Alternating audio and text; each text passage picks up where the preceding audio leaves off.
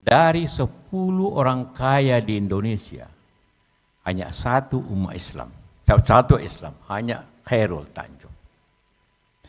Dari 100 orang kaya sesuai dengan daftar yang disusun oleh Profesor, hanya 5 yang Islam.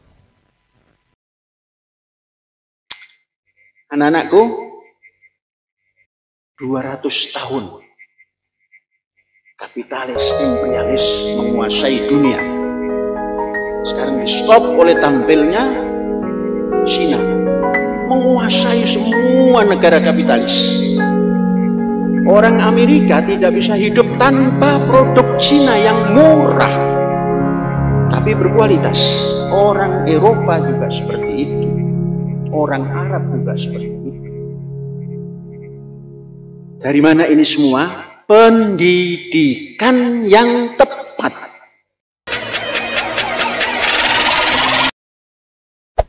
Hey there. Subscribe to my channel. And also press this bell icon. Mari kita hitung penduduk ASEAN. ASEAN 11. Yaitu Indonesia, Filipina, Malaysia, Thailand, Vietnam, Laos, Kamboja, Myanmar, Brunei Darussalam, Singapura, dan Timor Leste. Itu jumlahnya 675.276.000.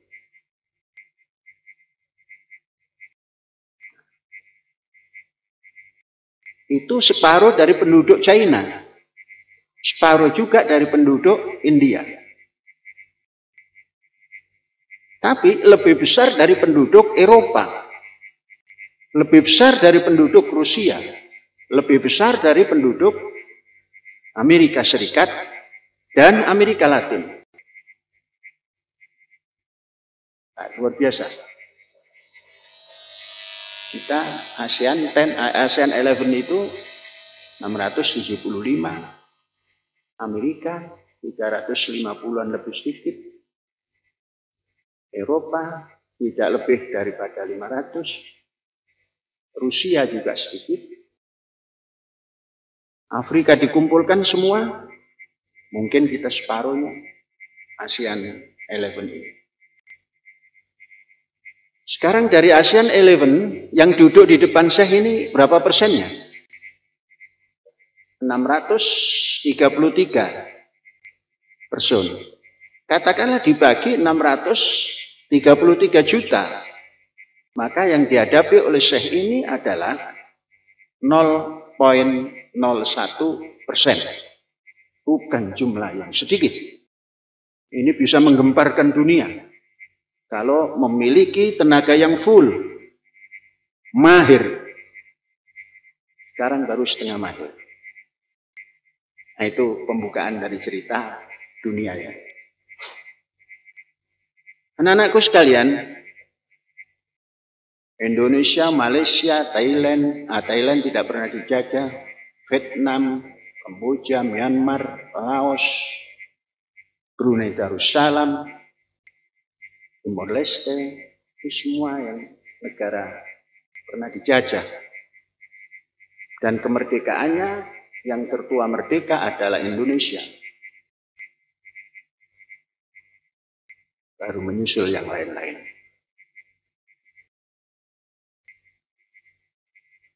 Kemudian Cina, yang penduduknya besar, meliputi kurang lebih 1,3 atau 1,4 billion. Itu merdeka tahun 1949, beberapa tahun setelah Indonesia. Setahun mendahului Cina, yaitu India. Jadi pengawal daripada kemerdekaan dunia ASEAN ini adalah Indonesia, kemudian India, kemudian China. 3 negara besar ini yang merdeka hampir bersamaan mempunyai dasar negara yang jelas. India punya dasar yang jelas. Artinya dari dasar keagamaan Hindu, Muslim pindah ke Pakistan dan Bengali atau Bangladesh menjadi negara Hindu terbesar di dunia. China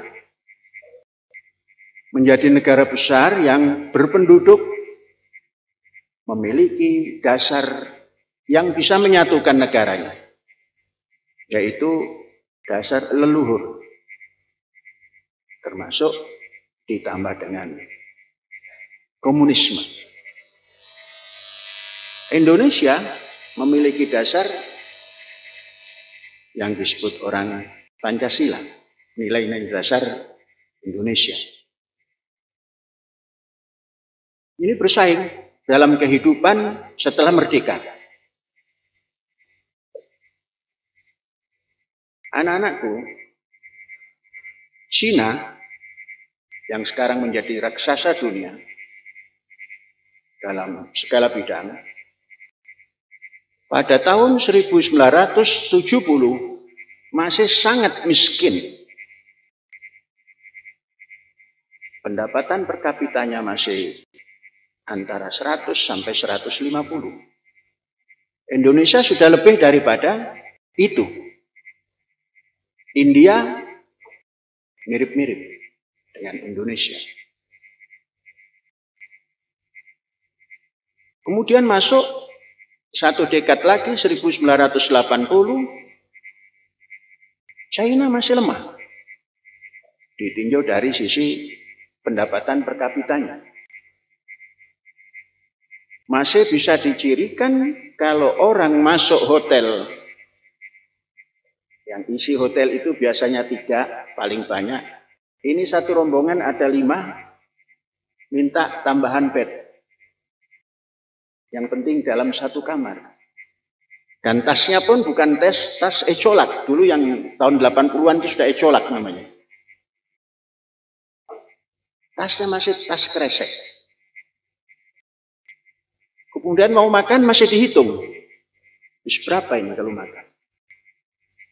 Tahun 80. Malaysia sudah naik. Indonesia naik. Karena pendapatan per kapitanya sudah 350 ketika itu. India bagus. Nahi masih.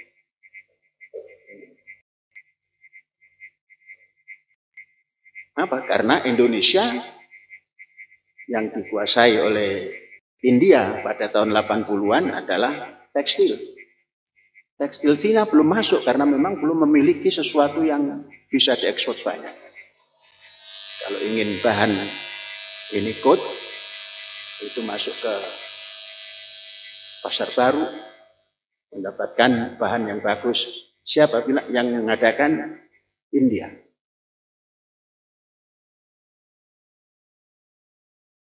Begitu masuk tahun 90-an, mulai bergerak. Tatkala Mao Zedong, pemimpin yang mempunyai pandangan jauh dan tanpa menyerah ke barat,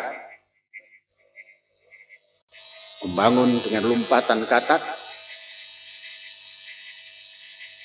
dengan komunisme dijadikan dasar hidupnya, meninggal, mewariskan sedikit dikatakan kemiskinan tanggal petik,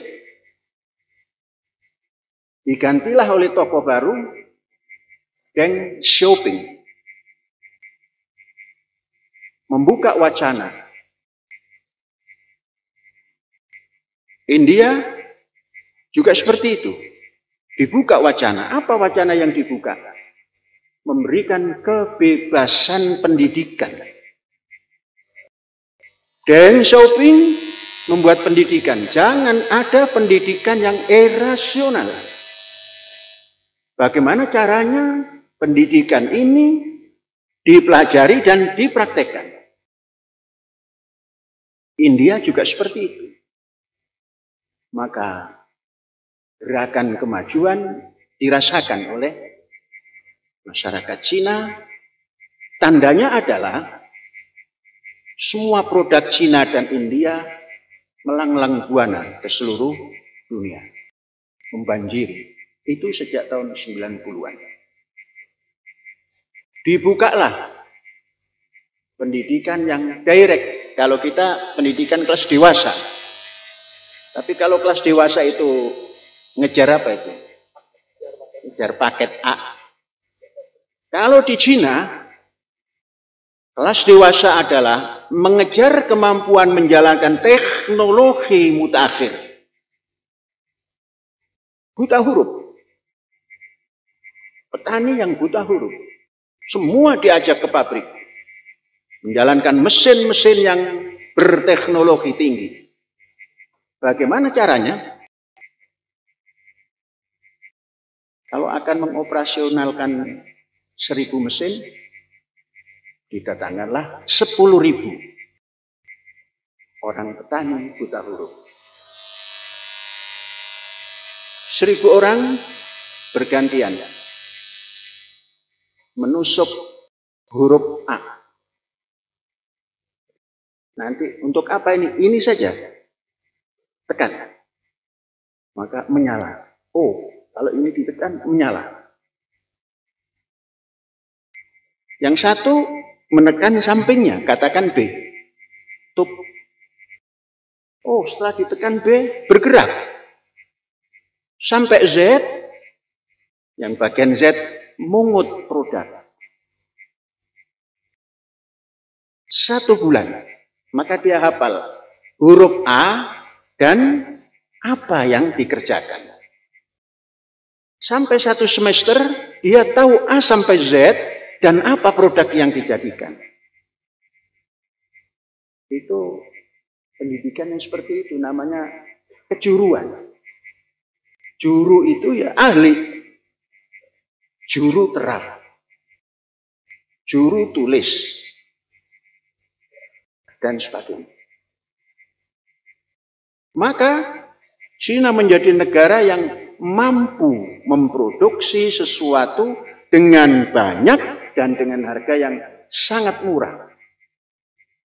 Maka diciptakanlah mesin yang berkualitas tinggi, produknya harga tinggi, mesin yang berkualitas menengah, harganya menengah, rendah, harganya rendah, merek sama. Maka dijuallah ke pasar internasional. Nah, yang membeli biasanya orang Indonesia itu mencari yang murah kan? Maka dikasihlah produk yang murah. Datang ke Indonesia, produk Cina jelek. Carinya yang jelek. India juga seperti itu. Apa contohnya? Mercy, mobil Mercy didatangkan ke India. Kemudian orang India diberi hak untuk membuat mesin dan lain sebagainya. Persis Mercy, sesuai dengan Mercy, SOP Mercy, nama dirubah menjadi Tata. Jadi kalau kita membeli Tata, itu sama dengan membeli Mercy buatan Jerman. Nah, beda lagi dengan Cina. Cina seluruh produk di dunia, katakan otomotif, itu dipersilakan masuk ke Cina. Masuk semuanya, biaya hidup rendah, maka harganya pun murah. Kalau mau orang yang punya Mercy mau jual tinggi silakan, yang penting bayar di Cina segini. Kemudian dengan syarat, apa itu namanya? Desain waktu itu tahun 90 sekian menjelang 2000, desain untuk 2020 harus di tangan Cina. Kalau masuknya 90-an, 92, 93, 94 sampai 20 tahun itu desain sudah harus keluar. Dipegang Cina, baru boleh masuk Cina tanpa ada kesulitan sama sekali. maka berbondong-bondong. Karena di Eropa untuk memproduk jas seperti ini, itu lebih mahal ongkosnya. Maka orang Italia memanfaatkan kemajuan Cina, semua produk Italia, katakan ingin membeli jas buatan Clearmaker Italia, diukurnya di Italia, kata pemesannya, minta berapa jam? Petang nanti sudah harus selesai. Oke. Karena sudah ada teknologi, dikirimlah semua gambar dan ukuran. Kemudian silahkan ambil bahan seperti ini. Jam 8 dikirim, jam 11 sudah sampai. Orang yang mesen mengaku dan merasa buatan Italia. Padahal itu buatan Cina. Mereknya Italia, bahan Italia, dibuat di Cina, ongkosnya 10.000, kalau di Italia 150.000 ongkosnya. Maka orang Italia bisa maju, orang Cina bisa maju. 10.000 kali sekian juta. Ini apa nilai kemajuan teknologi diimbangi dengan sumber daya manusia terdidik. Yang buta huruf tadi menjadi melek huruf dan menjadi melek teknologi. Dan mampu memproduksi yang terbaik dan yang terjelek. Ditawarkan yang jelek harga sekian, menengah harga sekian, yang paling tinggi harga sekian. Lagi-lagi orang Indonesia inginnya yang jelek-jelek saja. Made in China, kemudian disimpulkan, China jelek. Jerman yang bagus.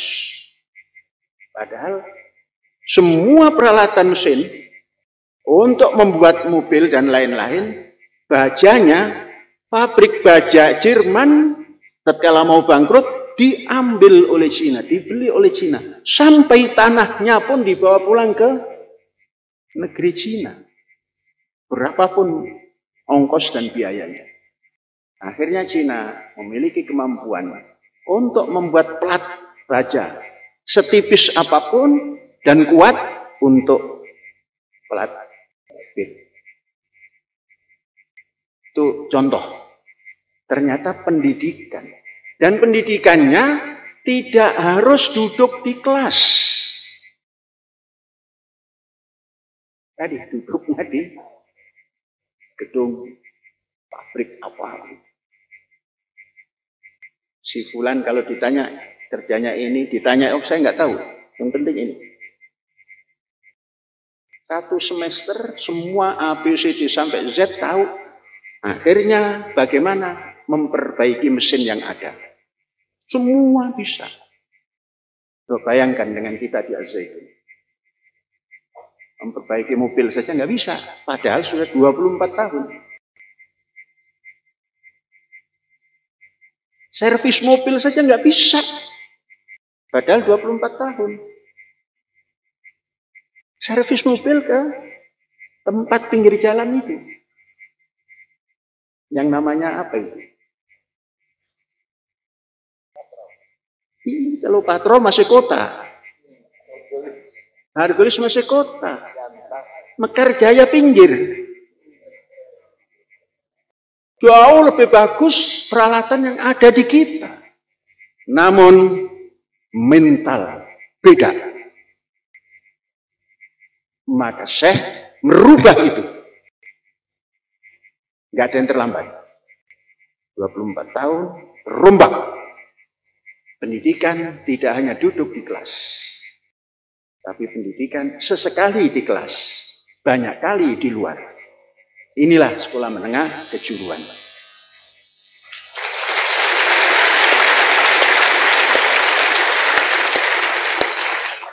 Kalau pendidikan tidak ada penyesalan. Berubah. Itu namanya progresif revolusioner.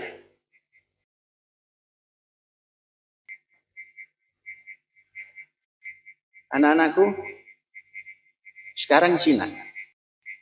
Umur kemajuannya 24 tahun. Katakan 25 tahun. Diukur dari tahun 98. 98 Indonesia yang sudah naik hampir bersamaan dengan Cina, dipotong, hancur lagi, nol lagi. Cina naik terus. Menjadi raksasa dalam segala hal. Apa raksasanya?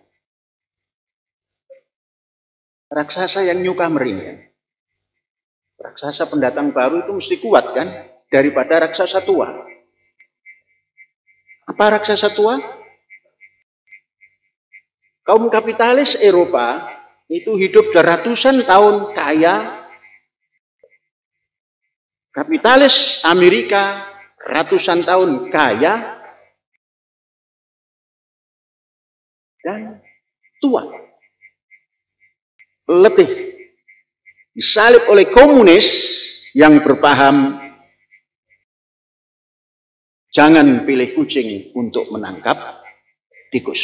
Yang penting bisa nangkap tikus. Itu filsafat daripada Deng Xiaoping. Kalau mau tangkap tikus, jangan pilih kucing. Yang penting kucing. Jangan pilih warnanya. Mungkin yang dimaksudkan itu, kucingnya itu komunis, mau nangkap, warnanya itu apa saja. Mau warna Amerika boleh, mau warna Arab boleh, mau warna Eropa boleh, mau warna Indonesia boleh. Tapi jangan pura-pura jadi tikus yang menyayangi, jadi kucing yang menyayangi tikus. Seperti halnya yang dibuat oleh kaum imperialis kapitalis. Seperti menyayangi rakyat terjajah, tapi dia mencengkeram. Bahasa Cinanya itu entah ngerti, entah enggak orang Cina ya. Saya berbahasa Cina. Mauku selaut se.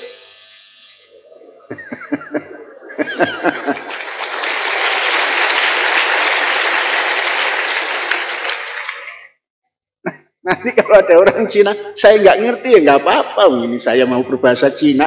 Cina mana Cina? Panji Gumilang. Nah, nanti supaya anak-anakku tahu Panji Gumilang itu apa, nanti diterangkan. Mauku selaut se. Kucing galak. Pura-pura sayang kepada tikus. Kan tikus makanan kucing kan? Di mana ada tikus yang sayang pada kucing? Nah, kucing sayang pada tikus. Dibalik gitu. Nah, itu biasanya yang mau kuk selaut se itu kapitalis imperialis. Nah, komunis Cina, kucing, tapi segala warna. Masuk negara Arab, jadi Ahlus Sunnah wal Jamaah. Masuk Iran jadi Syiah, warna Syiah, maka bisa menyatukan Arab dan Iran. Anak-anakku mendengar berita bahwa yang menyatukan Arab dan Iran itu adalah Cina. Cina, bukan Indonesia. Yang katanya mayoritas ini komunis yang menyatukan orang Arab Sunni dan orang Timur Tengah yang Syiah, disimbolkan oleh Saudi dan Iran. Komunis yang menyatukan. Itulah bukti bahwa kucing jangan pilih warnanya, pilih yang bisa nangkap tikus. Yang tidak bisa nangkap tikus itu kucing apa? Kucing-kucingan. Kan? Undel-undel kucing. Sudah, jalan terus kita ya. Anak-anakku, 200 tahun kapitalis, imperialis menguasai dunia. Sekarang di stop oleh tampilnya Cina menguasai semua negara kapitalis. Orang Amerika tidak bisa hidup tanpa produk Cina yang murah, tapi berkualitas. Orang Eropa juga seperti itu. Orang Arab juga seperti itu. Dari mana ini semua? Pendidikan yang tepat.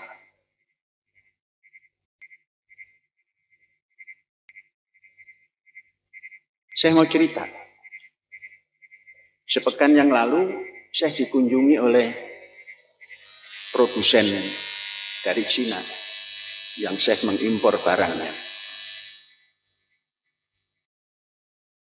Datang ke Mahat, dipikir oleh saya yang namanya direktur,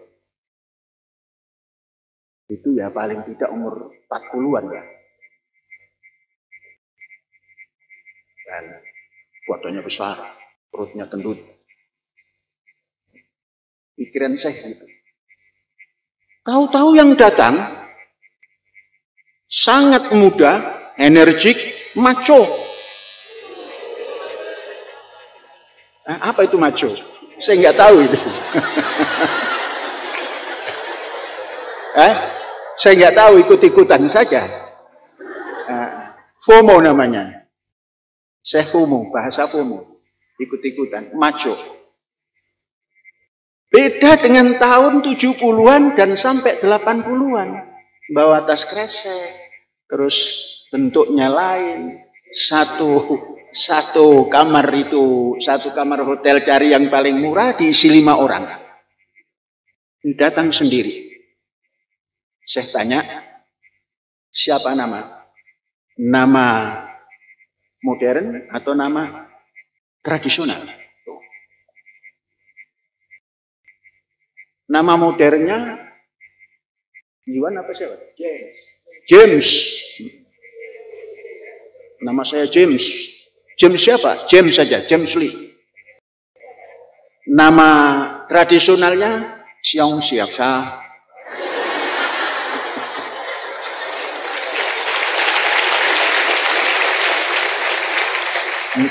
Entah apa itu ya. Entah benar, entah tidak. Kemarin itu dengarnya begitu. Bagaimana pakaiannya layaknya anak-anak model zaman sekarang. Pantas, santun luar biasa. Dia mendengar. Setelah mau bicara, boleh saya bicara? Oke, silakan menerangkan. Ada tanggapan? Jadi ini ciri-ciri orang modern dan ciri-ciri orang yang berpendidikan. Saya bertanya, berapa kalian punya umur? Saya persis 30 tahun. 30 tahun. Dia berkunjung di mana ada pelanggan. Untuk apa? Untuk melihat sudah tepat atau belum menggunakan produk yang diberikan itu. Dia bilang, karena LKM memesan yang terbaik, saya kasih terbaik. Jika memesan yang terjelek, saya kasih yang terjelek. Yang tengah-tengah, saya kasih yang tengah-tengah. Kemudian saya tanya,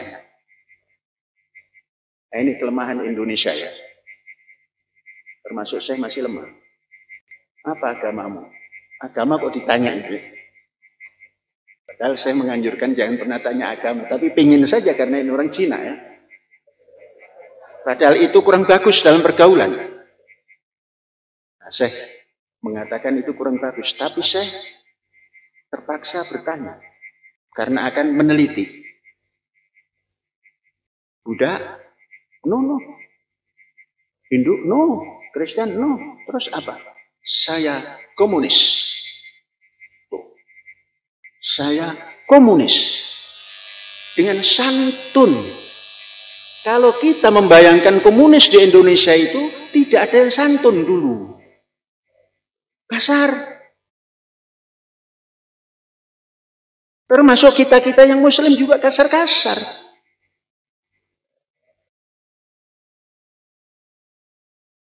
Jadi punya kemanusiaan yang adil dan beradab, tapi kasar. Cina punya komunis, halus, santun, mau mendengar, mau menyampaikan, minta apa kekurangannya, minta apa yang kita kehendaki. Nah, ini menandakan sukses daripada pendidikan di Cina. Yang komunis itu yang tidak mau membuang komunis, tapi ada yang bisa mempersatukan, yaitu budaya leluhur. Kalau sudah datang Imlek, tahun baru Cina, semua datang, agama apapun datang, mau komunis, mau apa lebih dari komunis, ngumpul jadi satu, mengucapkan gongsi pacai. Kumpul, jadi persatuan Cina. Kok saya ini cerita Cina terus? Ini utlubul ilma walau bisin. Carilah ilmu pengetahuan, sekalipun bersama orang Cina ini, pada Cina ini. Kanjeng Nabinya katanya mengucap begitu, tapi tatkala saya menerangkan tentang Cina, kok Cina terus? Kapan Saudinya? Hey there. Subscribe to my channel. And also press this bell icon. Saya bilang kita semua ini tentu berdasarkan rukun Islam. Kita semua percaya akan rukun Islam. Syahadat, 2 kalimat syahadat, salat, puasa, zakat, dan haji. Tapi sebagian besar kita umat ini hanya melaksanakan 3. Sebagian besar. Semua percaya 5 yang dilaksanakan kebanyakan 3. Kenapa? Karena zakat dan haji dibutuhkan kemampuan materi. Nah, inilah permasalahan besar kita, tantangan terbesar umat Islam di Indonesia sekarang ini. Tak kaya. Siapa mengolahnya? Nikel hebat, tapi sebagian besar oleh Cina. Kita bicara bauksit, sebagian besar kelola oleh Cina.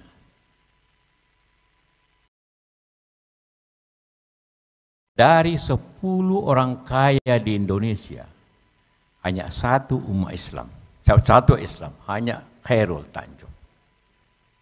Dari 100 orang kaya sesuai dengan daftar yang disusun oleh Profesor, hanya 5 yang Islam. Padahal kita penduduk 88%. Karena itu tantangan kita yang terbesar sebenarnya pada dewasa ini, ialah entrepreneurship. Bukan hanya ilmu saja. Semua di sini para ilmuwan, cendekiawan. Hanya Indonesia negara Islam begini. Ada gap besar. Malaysia juga. Tetapi Malaysia memang penduduk Tionghoa itu 30%. Jadi kalau ekonomi Malaysia di 60% dikuasai Tionghoa, itu hanya 1:2. Kita di Indonesia, penduduk Tionghoa itu hanya 4,5%. Tapi menguasai ekonomi lebih 50%. Jadi kekuatan jadi 10 kali lipat daripada jumlahnya. Negara lain tidak. Di Pakistan yang kaya orang Pakistan. Di Arab apalagi. Di Turki dari 10 orang kaya cuma 9 orang Turki asli.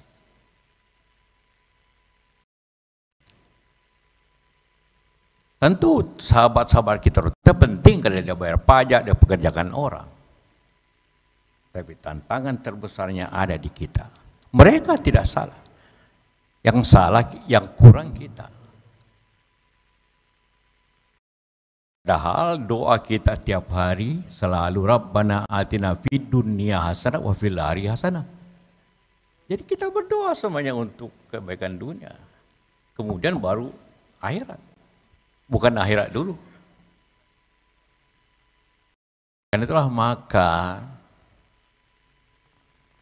bagaimana kita mendorong bukan hanya kecendekiawan, tapi setelah itu tadi sudah ada program-program untuk menyumbang.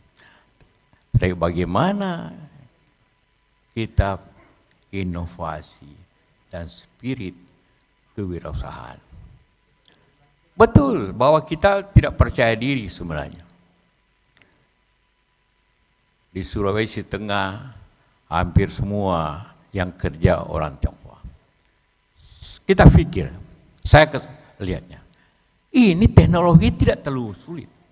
Akhirnya kita dibuka buat sendiri. Listrik dari air, smelter buatan anak kita. Ternyata bisa. Jalan. Semula tidak ada yang percaya. Jadi kita sendiri yang kurang percaya diri kepada kita sendiri. Pemerintah juga. Kalau saya tidak, saya percaya. Karena itu di perusahaan sekarang saya kembali ke dunia usaha. Percaya. Karena itulah kita mendorong. Karena itulah maka kita cukup akademisi. Kita cukup politisi. Islam berkembang luar biasa di Indonesia. Terjadi hijrah begitu banyak. Dan itu anak muda antaranya. Kalau di Amerika, di Eropa, rumah ibadah kosong.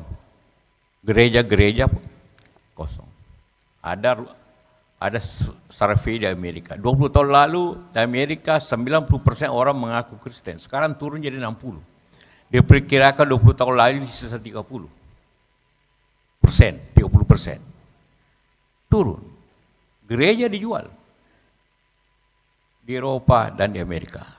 Masjid Indonesia di Washington, di Maryland, itu asalnya gereja.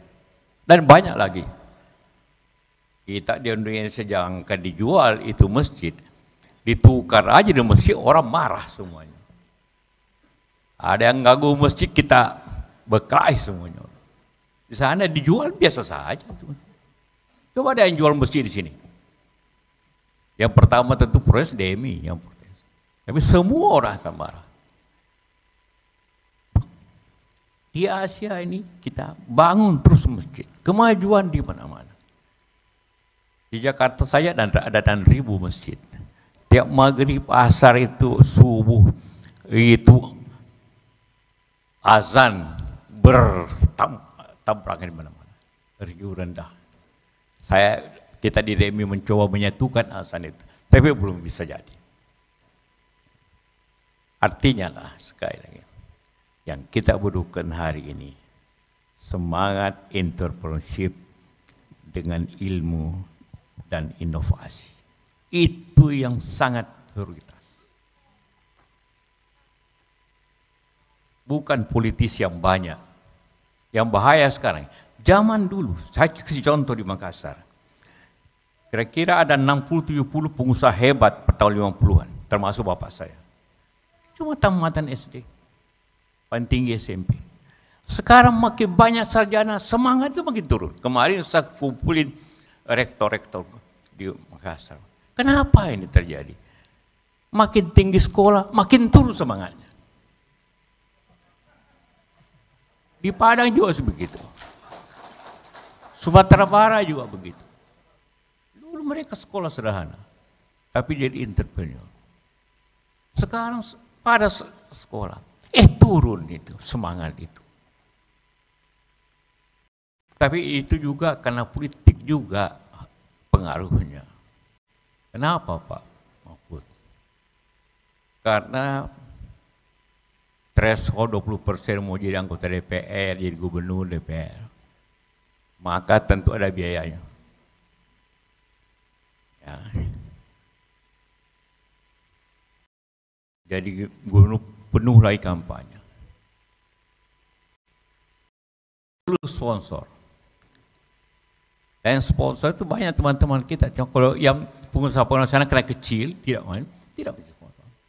Begitu jadi, yang dapat izin real estate, teman-teman itu yang izin toko di situ, yang izin mall di situ, kadang-kadang pun biar taman pun menjadi mall. Karena utang. Jadi bupati gaji 7 juta, ongkos jadi bupati ratusan miliar, gubernur ratusan miliar, pastilah. Jadi salah satu cara yang menurunkan biaya politik. Banyak masalah sebenarnya, tapi ini masalah terbesar yang kita hadapi sini dan masa datang. Nanti kalau ini terjadi akan terjadi gap sosial. Apabila gap sosial bisa menjadi konflik sosial, kalau terjadi gap besar. Contohnya sekarang, ibu-ibu saja pakai tas mahal langsung jadi musuh masyarakat. Nah, kalau ada ibu-ibu pakai tas mahal di sini hati-hati, langsung ada yang foto tasnya ini 100 juta, langsung masuk koran, langsung jadi musuh masyarakat. Ambil KPK. Yang korban suaminya kan. Nah, kemudian ada keluar negeri pakai foto macam-macam, masih musuh masyarakat juga. Anak-anak pakai mobil bagus, motor bagus, jadi musuh masyarakat.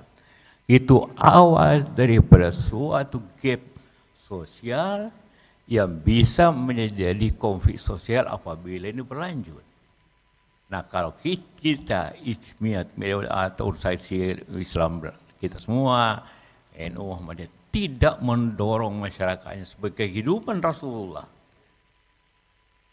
maka kita akan jadi kemunduran.